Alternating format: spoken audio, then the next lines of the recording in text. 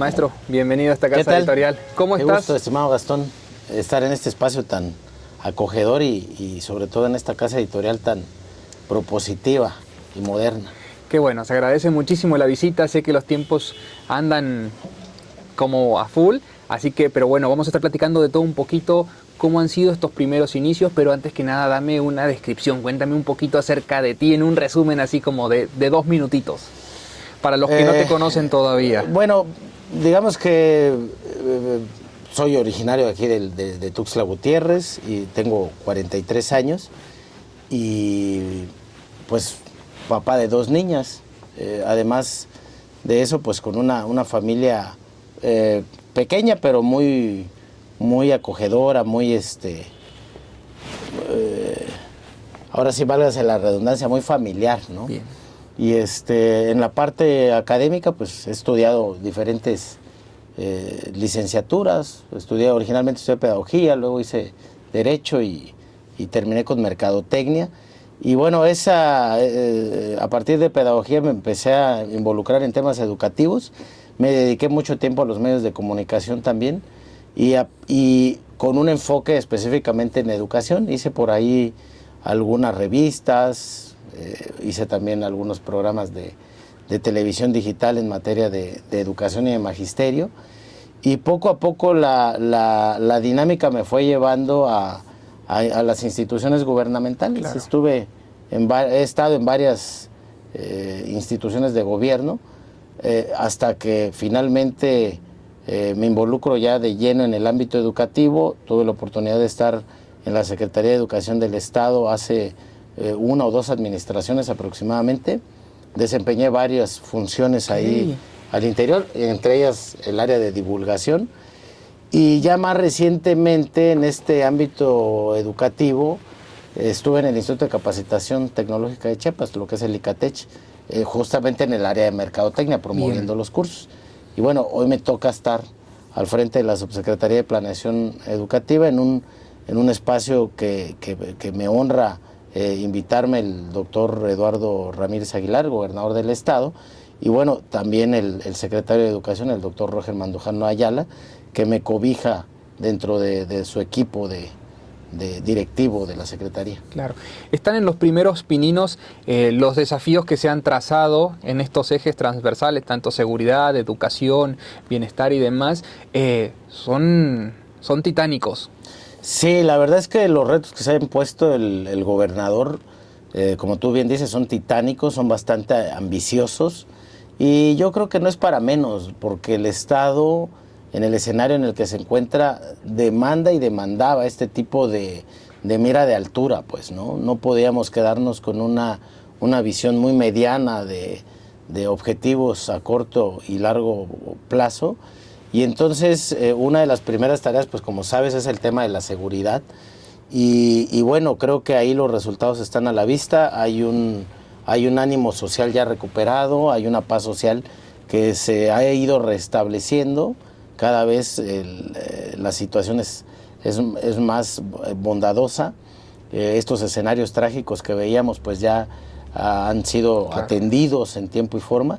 Y creo que eso es una primera percepción que la sociedad tiene con respecto a la seriedad con la que el gobernador está tomando el gobierno del estado de Chiapas, ¿no? Sí, es correcto. Y bueno, a partir de esto, pues una segunda agenda tiene que ver dentro de la política pública con un tema educativo, ¿no? Que es un tema también altamente vanguardista, porque pocas veces se ve que un gobernante, no solo a nivel estatal, sino a nivel nacional, abandere un proyecto educativo como el tema de la alfabetización como su segundo eje dentro de la política de gobierno en el estado, ¿no? Bueno, en esa parte, ¿cómo ha sido este caminar? Porque definitivamente llegar a todos los rincones con la orografía que tenemos en el estado es complicado.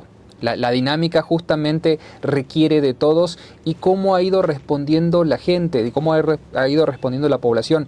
Sé que son dinámicas diferentes, sé que son dinámicas nuevas, pero también entiendo de que creo que la sociedad también es el momento ideal como de hacer ese engranaje perfecto, ¿no? De hacer esa mancuerna para justamente incorporar y poder llegar a todos los rincones habidos y por haber, y generar esta sinergia que está generando mucha gente, decir, ah, yo me anoto para alfabetizar a una persona, yo me anoto para ayudar a otra persona, y generar este compromiso cívico, ¿no? Sí. Que muchas veces lo hemos platicado. Fíjate, Gastón, que la respuesta es muy compleja lo que planteas. Mira, yo empezaría diciendo que Chiapas es un estado muy diverso, no solo en la orografía, como lo planteas, sino toda su cultura, Claro. sus tradiciones, su idiosincrasia. Es un estado altamente diverso, pues, ¿no? Y siempre la diversidad es complicada en el sentido de que tienes que tener un diseño estratégico que atienda a las necesidades de las distintas expresiones, ¿no? Y bueno, lograr esto no es fácil, ¿no? Más en las condiciones pues económicas, políticas, sociales que hay o han imperado en Chiapas históricamente, ¿no? Entonces, creo que un elemento para lograr esto que estás planteando tiene que ver con que hay un liderazgo inspirador, ¿no? Y creo que el gobernador tiene todas estas características a nivel personal y a nivel de estadista, tiene todas estas características que permitieron lograr una identificación de esta pluriculturalidad con la figura que es la bandera, ¿no? Y este liderazgo inspirador, pues evidentemente tiende a motivar, ¿no? Y motiva no solo al gabinete, ¿no? Sino motiva a la sociedad en general, que al ver que hay una persona que refleja sus necesidades, sus preocupaciones, que las abandera y que las pone en práctica, pues evidentemente hay una sinergia, ¿no? Y esto no es muy común que se vea, sin demeritar el trabajo que han hecho las administraciones pasadas. Yo en lo particular, no como analista social también, no había observado esta capacidad de un gobernante en los últimos años que tuviera esta potencia para lograr conectar con la ciudadanía chapaneca, ¿no? Y bueno, esto ¿en qué reditúa? Que haya un mayor liderazgo en la política, reditúa también en que la sociedad se sume, como lo estamos viendo justamente en el proyecto de alfabetización de Chiapas Puede. La verdad, y debo de confesar, porque incluso con el secretario lo comentábamos, y él mismo lo comentaba, ¿no? Cuando iniciábamos esta tarea titánica, que teníamos una cifra más o menos de 550,000 personas en condiciones de no hablar, de no saber leer y escribir. Es correcto. Pues lo veíamos como algo titánico, casi imposible, ¿no? Y decíamos, cuando lo plantea el gobernador por primera vez, a los que estamos en esta tarea, sí nos preocupó y nos ocupó, porque dijimos, bueno, ¿cómo vamos a atender ¿Por dónde empezar? un proyecto tan de gran calado, pues, ¿no? Pero con estos elementos que te he planteado, poco a poco nos fuimos encontrando las formas, y creo que ha facilitado mucho también el contexto moderno en el que estamos, ¿no? El tema de las redes sociales, que ya permiten una comunicación más rápida, la digitalización de los procesos, cosas que antes no tenían las administraciones anteriores. Bueno, hoy se nos presenta como estas ventajas, ¿no? Y ahí debo confesar que el secretario, el doctor Roger Mandujano, pues tuvo esta capacidad de diseñar un proyecto, no solo pedagógico, como es el proyecto Matías de Córdoba, sino también diseñar una estrategia así como muy puntual, porque pues yo fui testigo, ¿no? De casi él lo fue confeccionando así a lápiz y papel, y diciendo, a ver, lo vamos a hacer así, hay que cambiar esto, hay que modificar esto, hay que involucrar a tal y cual. Y esto lo que nos da pues son resultados muy favorables para Chiapas en la materia. Sé que es difícil hacer un resumen de cuál es el sistema, pero si tuvieras que hacer un resumen y explicarle a la ciudadanía cuál es el sistema, en qué consta, cuál es su columna vertebral. Pedagógicamente, que el Matías de Córdoba es un proyecto pedagógico acorde a las necesidades del Estado, ¿no? Normalmente pues se trabaja con el método de Linea, que al final del día es un método que observa a toda la nación, ¿no? Claro. Pero se confecciona bajo un pensamiento netamente local, ¿no? Entonces se diseña un traje a la medida. Hay muchos elementos ahí interesantes que, digo, ahorita no daría lugar, pero de manera global, esto es un primer dato. Y un segundo dato, en la parte ya de la estrategia operativa, tiene que ver con diseñar varios mecanismos, ¿no? Un mecanismo es este escenario de tener voluntarios subsidiados, voluntarios aparte, sin subsidio, y hacer una sinergia con todas las instituciones educativas, claro, para que estos voluntarios logren involucrar a los alumnos y el alumnado también se logre involucrar en tareas de uno a uno, ¿no? Claro. Porque ese es la tarea que se está confeccionando, que un alumno alfabetice a otra persona para que sea menos el margen de deserción que hay. Y un tercer elemento yo podría decir que es la beca también, la beca que se está proponiendo para las personas que se van a alfabetizar, la beca Rosario Castellanos. Si se me va el dato, por favor ahí me corrigen, porque sí, claro, recuerdo que es la Rosario Castellanos. Tiene que ver también con incentivar económicamente, ¿no? Se consideró que no todo fuera un tema netamente economicista, ¿no? Claro. O sea, de que todo se haga a cambio de, ¿no? Y por eso se diseña la parte de los voluntarios y la parte de los subsidiados. Entonces creo que esos 3 puntos son los que el día de hoy han dado un resultado altamente favorable y fuera de las expectativas, ¿no? Sí. Bueno, dentro de la subsecretaría estás realizando diferentes actividades, diferentes programas, diferentes charlas, incluso hasta ha habido muestras. Sí. ¿Cuál es la idea? Bueno, porque conozco un poco a nivel personal, pero vamos a contarle a la gente un poquito cuál es la idea de justamente todas estas nuevas dinámicas. Bueno, el proyecto de planeación, la Subsecretaría de Planeación, hago un paréntesis, gestiona, conlleva el presupuesto en donde descansan alrededor de 150 programas que atienden a la escuela, que atienden al magisterio, que atienden a los estudiantes, incluso hasta padres de familia también. Entonces, si tú visualizas a la escuela, hay una serie de programas que están conteniendo y coadyuvando a la tarea escolar. Esos 150 programas, para todos los niveles, tienen un financiamiento tanto estatal como federal. Y este presupuesto es lo que nosotros vamos normando, que vaya habiendo una buena gestión tanto del presupuesto, claro, como los indicadores que se han establecido para la inversión de ese presupuesto. Entonces, esa es la tarea principal. Pero lo que fuimos, o lo que planteamos más bien es cómo hacer de este proyecto del humanismo transformador, cómo debería materializarse en esta dinámica de la política educativa. Y uno de los primeros elementos que concretamos es que la política educativa ya no solo debe de ser vista desde la visión económica que hemos venido comentando. Claro. O sea, el gobernador está planteando más bien qué es cómo mejoramos la calidad de vida de las personas. Y no necesariamente tiene que haber un recurso para eso. Claro. Puedes hacer otras cosas aun cuando no haya un recurso. Pero si lo hay, que no sea el recurso el elemento que vamos a evaluar. Es decir, claro, te lo pongo en palabras muy llanas, no queremos saber cómo te gastas el recurso para efectos del sistema educativo. Lo que queremos saber es qué está haciendo ese recurso para mejorar la calidad de vida de las personas. Entonces, este enfoque tiende a cambiar un poco, claro, las cosas, ¿no? Acá es el sujeto por encima del recurso.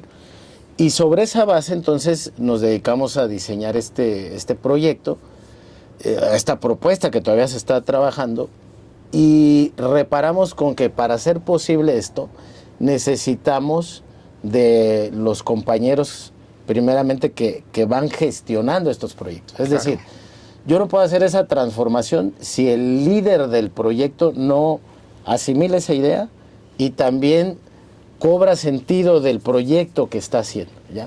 Porque lo que detectamos es que la política o los proyectos se venían, digamos, por usar un nombre un poco peyorativo, copiando y pegando, ¿no? Claro. Se venía copiando y pegando. Entonces, de tal manera de que no había un proceso de conciencia de lo que impacta un proyecto. Y justo eso es lo que nos estamos dando a la tarea ahorita, de cómo generar las condiciones en la base trabajadora para un proceso de conciencia de lo que se está haciendo.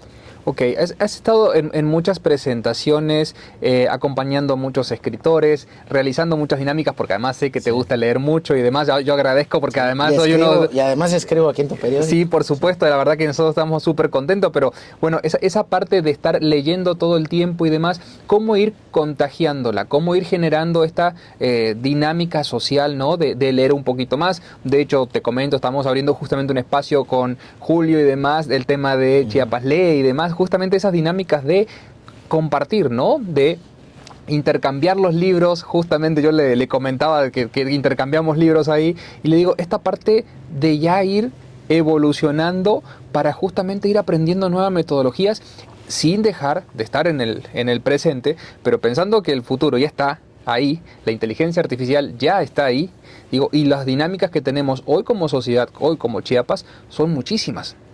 Tenemos muchos fenómenos sociales que están ahí en la puerta de... Fíjate que con lo que estás, o sea, lo que estás planteando es consecuencia también de este proceso de conciencia, lo que en la nueva era le conocemos como el chulel o el abrir la conciencia, ¿no? Y el abrir la conciencia tiene que ver, la herramienta principal para abrir la conciencia es el diálogo. Y entonces, ¿cómo lograr que se generen, se detonen este tipo de otros procesos, digamos, de alfabetización, de lectura, de capacitación, entre otros? Tiene que ver justamente con dialogar constantemente para permear esta idea. Y en el caso de la Subsecretaría de Planeación, hemos hecho del diálogo la principal tarea. Pero identificamos algo también interesante, que pues es muy difícil sentarte con 220 trabajadores y transmitirles esto, porque además no te garantiza que en una sola plática esto quede asimilado. Claro. Y hemos encontrado que un canal óptimo para hacer esto es el arte, la cultura y el deporte. Y entonces, a través del arte, la cultura y el deporte hemos generado esta vía de comunicación y hemos hecho algunos ejercicios ahí interesantes en la subsecretaría, como muestras de pintura. Ahorita tenemos un torneo de voleibol, por ejemplo. Vamos a hacer un torneo de básquetbol. Tenemos una exposición pictórica también. Hay por ahí una exposición de fotografía. Bueno, metimos estos dos mecanismos de arte y de cultura, y lo que empezamos a observar, porque te confieso que también es un experimento, no venimos con un método de decir así funciona la nueva era, ¿no? Más bien estamos en esta idea de ir construyendo la nueva era, ¿no? Haciendo como el camino al andar. ¿Y qué nos percatamos de esto? Que el ánimo de los trabajadores empieza a cambiar.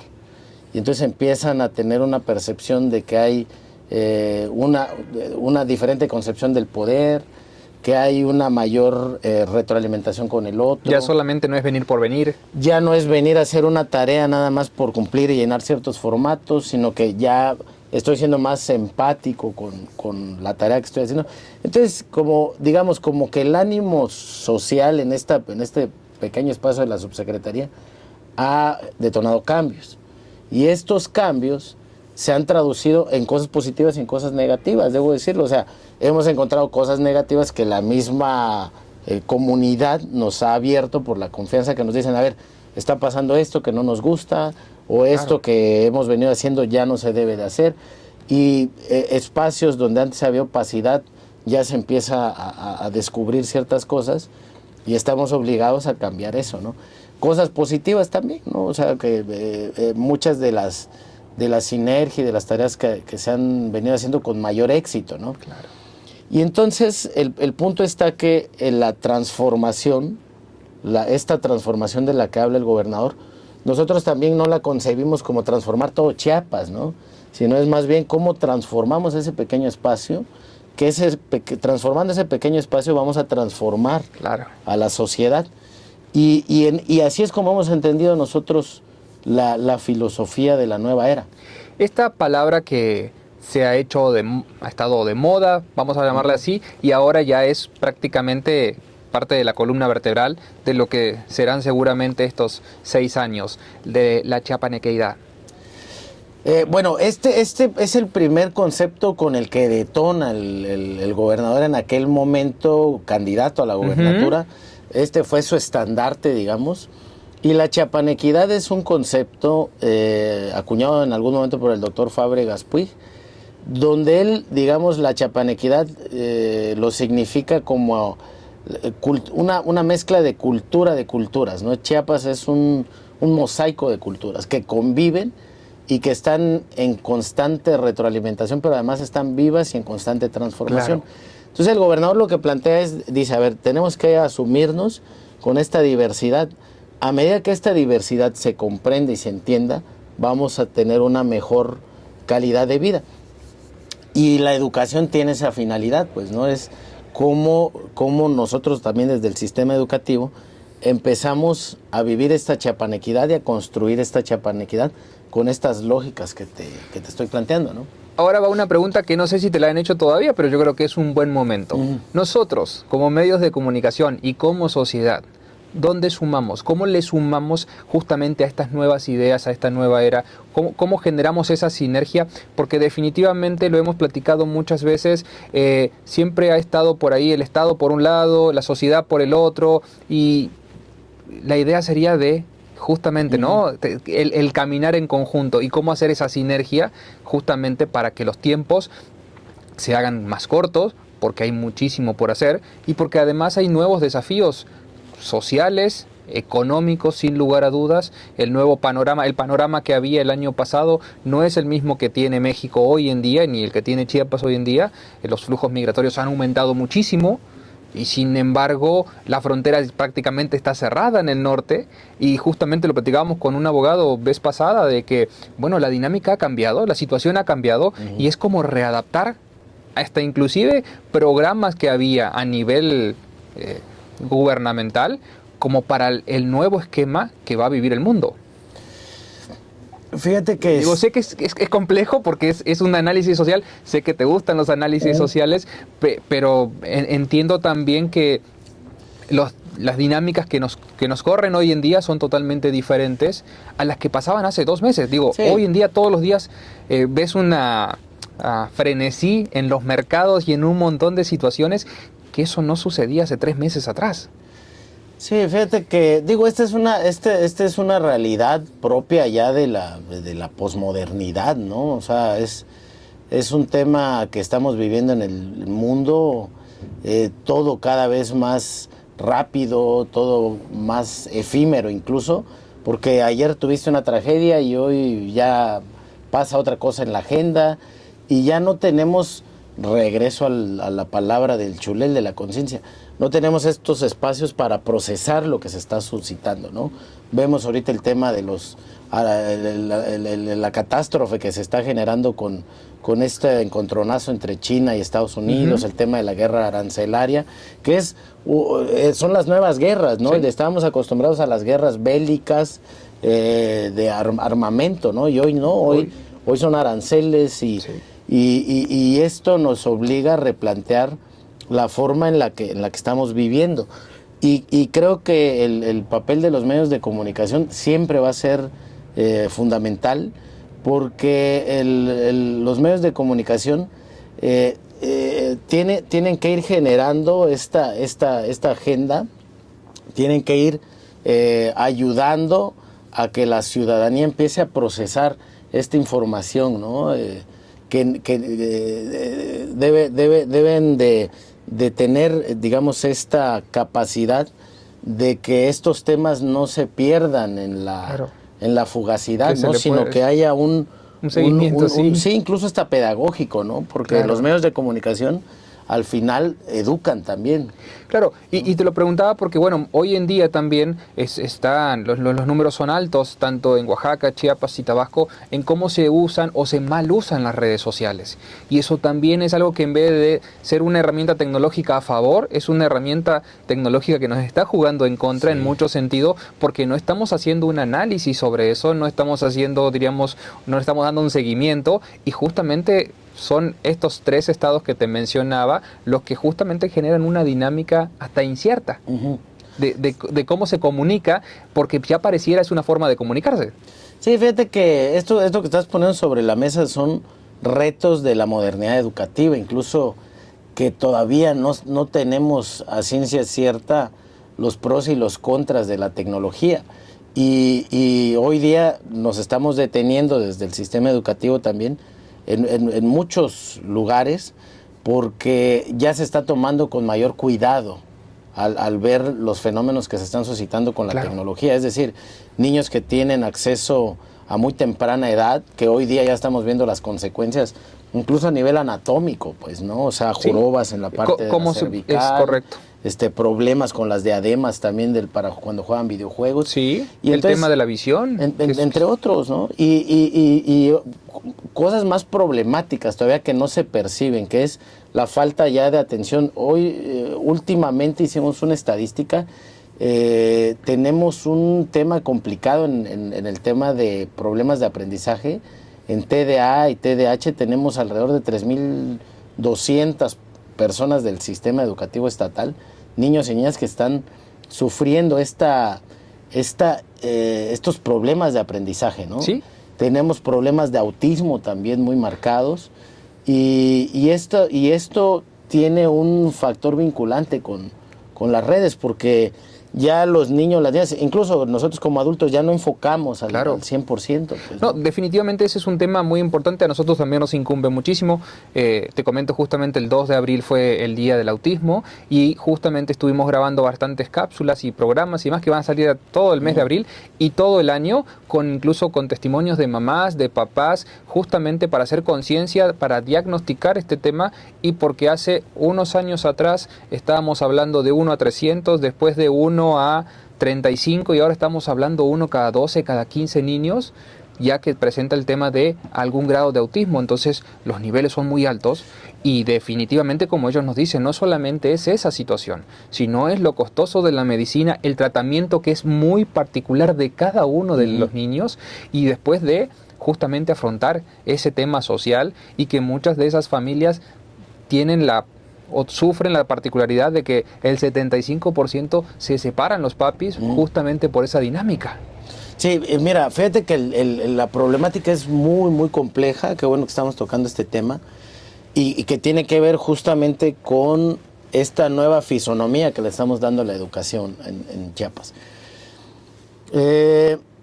Analizamos la problemática con los departamentos de educación especial que llevan estos temas. ¿Cómo surge esto? Tenemos la instrucción del secretario de que vayamos a hacer recorridos cada cierto tiempo a las escuelas.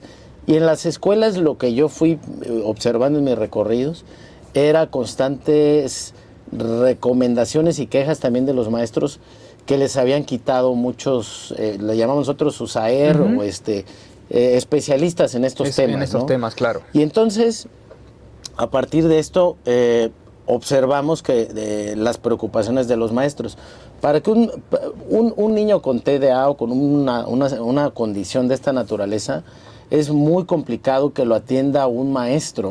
Claro. Porque es poner mucha atención a un niño, y esto te genera problemas con el resto, con los otros 28, 30 alumnos, ¿no? Y me decía uno de los papás, imagínese, dice usted, ahora el tema de ponerle una sombra, como ellos le llaman, es costosísimo, se nos va totalmente, y dices, wow, es que sí es muchísimo que analizar, muchísimo que ver. A eso dimos seguimiento. Entonces, con los compañeros de educación especial, los directivos, analizamos y me dicen, bueno, tenemos un problema, pues que nos hace falta, no tenemos presupuesto para tener suficiente personal. Y bueno, ¿y por qué no hay suficiente? O sea, fuimos, digamos, jalando la hebra y te vas dando cuenta de la problemática. ¿Qué es lo que sucede por lo cual identificamos que no hay un presupuesto para generar estas claves presupuestales para este tipo de maestros. El grueso magisterial tiene una plataforma que se llama 911. Y en la plataforma 911 tú subes toda la estadística y la Secretaría de Educación Pública, digamos, tiene toda esta estadística a partir de esta herramienta. Y en la 911, ahí hay una pregunta que le hacen al maestro de si tienen niños o niñas con problemas de aprendizaje. Y el detalle es que nos decían estos compañeros que en la estadística siempre vamos apareciendo como 0, ¿no? Entonces dijimos, bueno, ¿por qué aparecen como no reportados? Quiere decir esto. No, normalmente, más bien la problemática que tenemos aquí es que al ser temas que no son tan observables, tan visibles, muchas veces dicen, es que es hiperactivo, ¿no? O es que es correcto. Y entonces lo damos de menos, ¿no? Y era lo que nos decían las mamás, lo importante de que los papás inclusive hagan el diagnóstico cuanto antes. Eso es fundamental. No solo los papás, aquí tiene que haber una comunicación directa padre y maestros. Sí, claro. Porque los niños pasan en estos dos escenarios la mayor parte de su tiempo. Entonces tiene que haber esta comunicación, regresando al tema de la comunicación, entre padre y maestro, porque además los maestros, la problemática que tenemos es que no están lo suficientemente capacitados para identificar este tipo de situaciones, y si esto no pasa, entonces no lo reportan en la 900. Si no lo reportan a la 911, para cuando nosotros hacemos esta analítica presupuestal de decir, a ver, a la Secretaría de Educación Pública, decirle, nos hacen falta tantos maestros, requerimos tanto presupuesto para esto, entonces prácticamente está invisibilizado el problema. Claro. Y hoy día, entonces, ¿cuál es el fenómeno que se está suscitando? La problemática, que en las escuelas los maestros ya no pueden atender este tipo de situaciones porque ya rebasa sus expectativas, y lo que los padres o madres están haciendo en algún momento es llevar a los niños a escuelas privadas. Pero tenemos una problemática aquí, que las escuelas privadas normalmente tienen reglamentos. Y cuando hay una situación como esta, de que normalmente estos niños en estas condiciones tienden a ser un poquito agresivos o tienden a ser violentos, los expulsan. Y cuando los expulsan les dan una carta de no, pues una conducta mediana, ¿no? Y lo que hemos detectado es que ya no los quieren, o sea, ya las escuelas particulares se están cerrando. Claro. Y estos niños se están quedando en la indefensión porque no lo reciben en la escuela privada, los expulsa la escuela pública por X o Y razón, o no los meten a las escuelas, y bueno, quedan en un limbo, ¿no? Entonces ahorita justamente es un tema que estamos analizando qué vamos a hacer con eso. Ahí te vamos a pasar el contacto y demás, y en lo que podamos generar esa sinergia positiva, volvemos a lo mismo. La idea es poder llegar a todos los rincones, y justamente esto que son nuevas modalidades de comportamientos que no existían hace 10 años, y que definitivamente van generando una dinámica totalmente diferente, porque ellos me decían que ahora que hicieron la marcha y que hicieron una caminata y demás, el año pasado eran 50, 100, 200 y ahora eran casi el doble. Dice, y para nosotros es genial sentirnos acompañadas y acompañados, pero también es alarmante cómo se ha incrementado. Índice, Exactamente, dice, y por eso nosotros estamos, y la idea de justamente la campaña que estamos haciendo es de no solamente concientizar, sino justamente de generar la capacidad para que vayan y hagan los diagnósticos, y para ya tener un resultado y poder tratarlos como debe ser. Sí, creo que aquí tenemos que hacer sinergia, ¿no? O sea, medios de comunicación, ahorita que tú estás planteando y evidenciando esto, esa es la tarea de los medios, ¿no? Evidenciar la problemática. Padres y madres, maestros, o sea, tenemos que hacer sinergia, porque muchas veces no contamos nosotros con el presupuesto, pero sí hay la voluntad de los padres. Sí, tal cual. Y entonces vamos, que esta es otra característica de la política educativa que le queremos imprimir. O sea, que sea incluyente, pero además que sea creativa. Ya no queremos estar en el sentido crítico. De que sea exactamente. De todo criticar, es cómo creamos cosas, escenarios nuevos. Y aquí es una sinergia entre todos, ¿no? Sé que hay una agenda complicada, que tienes tiempo, que tienes actividades y demás. No, pero a mí me encanta hablar de estos temas. Dame un mensaje para la sociedad chiapaneca, un mensaje para los que justamente quieren estar en esta dinámica de estar compartiendo libros, leer, llegar, sumar, dónde acercarse, cómo hacerlo, dónde consultar, redes sociales de la subsecretaría. Sí, pues mira, yo creo que en este tema educativo todo ayuda, ¿eh? En algún momento me lo decía la doctora Flor Marina de Chiapas Puede, en este tema de la alfabetización, Lalo me decía, todo ayuda, o sea, así sea uno o dos, ayuda. Y yo pensaría aquí, planteando la respuesta, es que todo aquel que quiera hacer algo por el tema educativo, creo que las condiciones y las facilidades ya las hay. Puede agarrar su Facebook, puede agarrar una liga en Zoom, empezar a capacitar, compartir lo que sabe hacer y empezar a generar estos procesos de cambio, detonar estos procesos de cambio. Porque en algún momento, dijera por ahí algún escritor, el universo termina confabulando y pone a las personas, los acerca para tareas de esta índole. Decía el gobernador en algún momento también, decía, llegué puntual con mi destino, ¿no? Claro, y tiene que ver con esta lógica, ¿no? Demos el primer paso, ya estamos interconectados, desde la subsecretaría pues todo es recibido, bien recibido, la misma Secretaría de Educación, se recepcionan muy bien todos estos esfuerzos. Tenemos una página en Facebook, que es de la Subsecretaría de Planeación Educativa. Hay una página también web, que es la Subsecretaría de Planeación Educativa.chiapas.gov.mx, me parece. De todas maneras, ahí lo vamos a poner bien, exactamente. Y estamos casi contra esquina de la Torre Chiapas, al lado del Museo de la Niñez.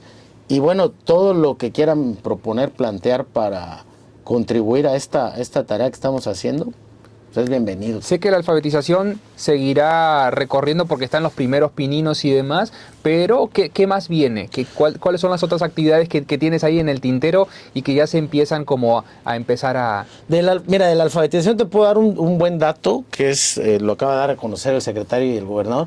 Tenemos registrados 81,000 alfabetizandos.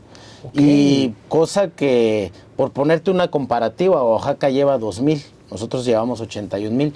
Estamos hablando de que Chiapas cobertura un poquito más del 60% de todo el proyecto de INEA a nivel nacional, ¿okay? El resto se reparte en todos los estados. Entonces estamos siendo punta de lanza, primer lugar en materia de alfabetización.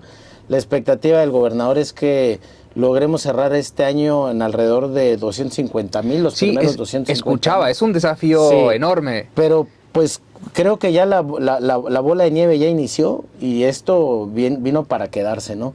Ahí el doctor Roger, que particularmente él trae el diseño, ya está trabajando en estas tareas, entonces creo que por ahí vamos a ver resultados muy favorables, ¿no? Viene también desde la subsecretaría, traemos un proyecto ahí de incrementar la matrícula escolar. Logramos a través de diversas estrategias aumentar los preregistros a preinscripciones y logramos subir un 3.5% con respecto al ciclo pasado. Y ahí también te doy un dato interesante que representan alrededor de 18,000 posibles nuevos alumnos para el sistema educativo. A eso era lo que iba, porque escuchaba la vez pasada la conferencia y esos datos que estabas justamente platicando y demás. Después de pandemia hubo una deserción no solamente en Chiapas, sino a nivel mundial, y muchos de los chicos inclusive ya están tomando nuevas metodologías de estudio, nuevas formas y demás, pero también hay una deserción increíble en esas nuevas metodologías porque no estamos acostumbrados a ser autodidactas. Sí, fíjate que la fisonomía del sistema educativo nacional y particularmente Chiapas, por las características con las que empezamos la charla, está cambiando muchísimo, ¿no? O sea, ahorita ya te comentamos un tema, que hay problemas de aprendizaje, TDA, TDAH, autismo, que obligan al maestro entonces a tener un papel también de psicólogo, ¿no? O sea, porque tiene que detectar esto, ¿no? Ya lo que obliga a que sea una profesión cada vez más especializada.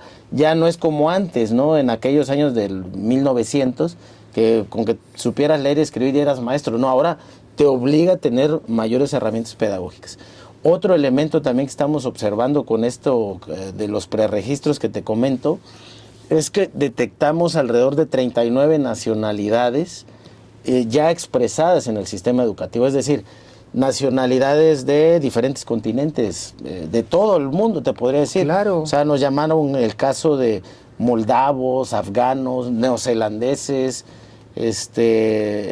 pues evidentemente latinos, Bueno, etcétera. eso ¿no? termina siendo un fenómeno social más interesante Sí, todavía que analizar sí. y más para tener en cuenta hoy en día en la mesa, porque justamente decían en vez pasada que estamos hablando de un promedio de entre 10 y 12 millones de transeúntes o de personas en tránsito, como le llaman Sí, ahora, pues, movilidad, ¿no? que ya se quedaron en México. Ese es el fenómeno que estamos observando, que ahora el sistema educativo chiapaneco, al ser una situación fronteriza, estamos obligados a recepcionar por un tema de derechos humanos. Y en algún momento me hacía la pregunta un periodista y me decía, oiga, pero esto no le quita lugar a las personas. Bienvenido Y le sea. digo, pues no, o sea, no lo tienes que ver desde un sentido de la inclusión, donde le estamos abriendo las puertas a toda la multiculturalidad a nivel mundial. Entonces, Chiapas, el sistema educativo se está volviendo multicultural. No, y bienvenido sea, te decía, porque justamente el tema es identificar y justamente poder accionar. Lo hablábamos con este abogado y decíamos, tú, si te toca ir a Tapachula o a Tonalá o a Riagua o a Pijijiapa y demás, ya ves una población mucho más grande, pero mucha de la gente no tiene identificación.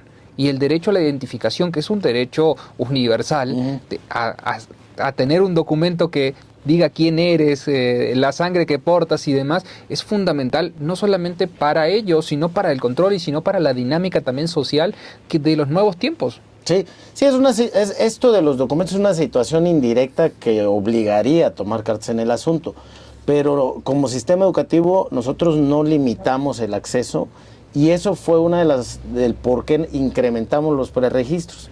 Porque anteriormente se condicionaba, digamos, el tener un documento para poder dar acceso. Ahorita dijimos, no va a ser una condición sine qua non para que entren. Pues, y eso ha aperturado. Y eso apertura a que entren por las condiciones en algunas comunidades indígenas que esto no se estila, pues, ¿no? Claro. Pero el punto también que te quería comentar es que esto obliga a que los maestros también tengan que fortalecer su capacitación en otras lenguas. O sea, tenemos hablantes de francés, de inglés, las comunidades originarias, sin duda, hablar las lenguas originarias. Entonces, la escuela como la conocemos ya no es la escuela que conocíamos, ¿no? Claro. Ya es una escuela cada vez multicultural. Hay un caso en Tapachula, que es una escuela de transferencia, donde se trabaja con ACNUR, con UNICEF y con ACNUR, si no estoy mal. Ahí llegan estudiantes de como tipo Canadá, por ejemplo, claro, ¿no? Que tienes estudiantes de toda índole. Y acá el reto que estamos teniendo ahorita es cómo certificar a esas poblaciones, pues, claro, ¿no? Porque salen y hay un caso en El Salvador, me parece, que aplicaron la idea es que estos certificados se vayan reconociendo de nación en nación, claro, para no truncar los procesos formativos. Es correcto. Sí, porque es muy difícil. Sí. Digo, yo que hice ese proceso es bien complicado y lleva muchísimo tiempo y muchísimas dinámicas y muchísimas certificaciones desde el país de origen, sí, para el tema de las materias, sí, muchísimo. Entonces eso es una muy buena herramienta. Sí, ahí tenemos un tema de la simplificación administrativa y certificación de procesos también, porque ese es otro tema que nos hemos topado, porque hay muchos requisitos que a veces ni siquiera están regulados por la ley y que se hizo por un tema incluso hasta de costumbres, pues, ¿no? Y ahorita estamos deteniéndonos a ver la trazabilidad de los procesos y decir, a ver, esto como para qué lo pides, ¿no? Si no lo necesitas, pues no lo pidas, ¿no? Y aunque no lo creas, el no llevarlo en carpeta azul puede significar que te quedes dentro o fuera del sistema educativo. Es correcto. Entonces, hay que quitar todo eso y flexibilizar el proceso. Totalmente. Queda la invitación para dentro de 15 días, un mes y medio, cuando tenga chancecita, cuando se desocupe de la agenda, me dices, nos ponemos de acuerdo y la verdad que muchas cosas por las cuales platicar, muchas cosas para generar esta sinergia y justamente la idea es sumar un granito de arena y hacer una mejor calidad de vida para los que vivimos en Tuxtla, para los que vivimos en Chiapas y sin lugar a dudas para que México siga siga adelante, siga creciendo, siga desarrollándose y siga afrontando los nuevos desafíos que vienen, que cada día son mayores. Pues Gastón, la verdad, no me resta más que agradecerte y reconocerte también este sello que le has impreso al medio, porque el tema de educación muchas veces había sido relegado. Yo siento que hoy más que nunca ya es un tema que ocupa y preocupa a los medios de comunicación. Sí, y lo decíamos justamente con los papás y las mamás de los niños con autismo, tenemos que empezar a cambiar la sinergia y desde que empezó este año el objetivo tanto personal como profesional es que ya las buenas acciones sean buenas noticias y las podamos transmitir y sean menos efectivas que las malas acciones que tienen mucha más publicidad, mucha más buena fama, que lo que son buenas acciones, como se lo decía a los papás. Hay muchos maestros, hay mucha gente haciendo muchas cosas buenas. Ok, empecemos a generar esa sinergia porque lamentablemente la publicidad de las buenas acciones no es buena. Sí, claro. Pero de las malas enseguida se hace viral. Y por eso es importante invertir en educación. O sea, de ahí detonamos el proceso de transformación. Gracias por el tiempo. No, gracias por la plática. ¿Redes sociales para seguirte? Bueno, las de la subsecretaría particularmente, porque ahí es donde subimos toda la agenda, ¿no? Y pueden encontrar la columna en el 7. Pueden encontrar la columna que procuro escribirla cada semana. Perfecto. Y bueno, ahí estamos a las órdenes. A las órdenes. Un gusto. gusto. Gracias, hermano.